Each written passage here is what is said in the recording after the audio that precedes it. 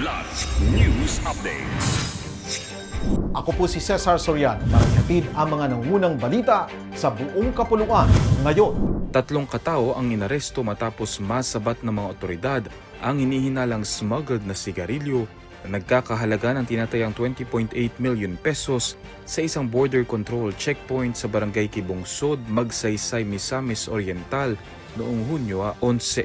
Ayon sa mga otoridad, hindi huminto ang isang cargo truck nang sitahin sa checkpoint at sa halip ay tumakas dahilan upang habulin ito ng mga operatiba. Nang maharang ang sasakyan, nadiskubre ang 520 master case ng hinihilalang smuggled na sigarilyo na itinago sa ilalim ng mga bungkus ng abaca fiber.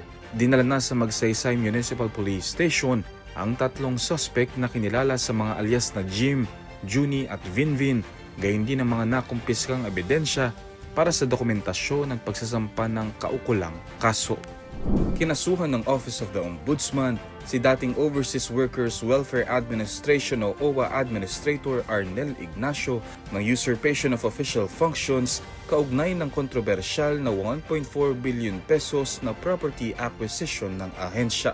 Ayon kay Department of Migrant Workers o DMW Secretary Hans Leo Kakdak, nilagdaan umano ni Ignacio ang mga dokumento ng bentahan at inaprubahan ang pagpapalabas ng pondo kahit wala umanong pahintulot mula sa OWA Board of Trustees. Samantala, ibinasura ng Ombudsman ang mga reklamong graft, malversation at plunder laban sa ilang dating opisyal at pribadong individual.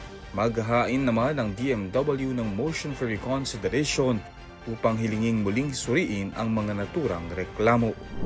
Ikinabahala ng lokal na pamahalaan ng Cotabato City ang 3 magkakasunod na insidente ng pamamaril nitong nakaraang weekend na ikinasawi ng 4 na katao at ikinasugat ng 7.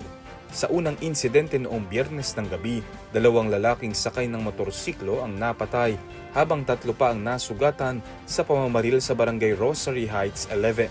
Noong Sabado ng umaga, pinaslang si Engineer Suraf Kadira Pasandalan sa pamamaril sa barangay Rosary Heights 12. Sugatan naman ang kanyang 16 anyos na anak na siyang nagmaneho ng motorsiklo nang mangyari ang insidente.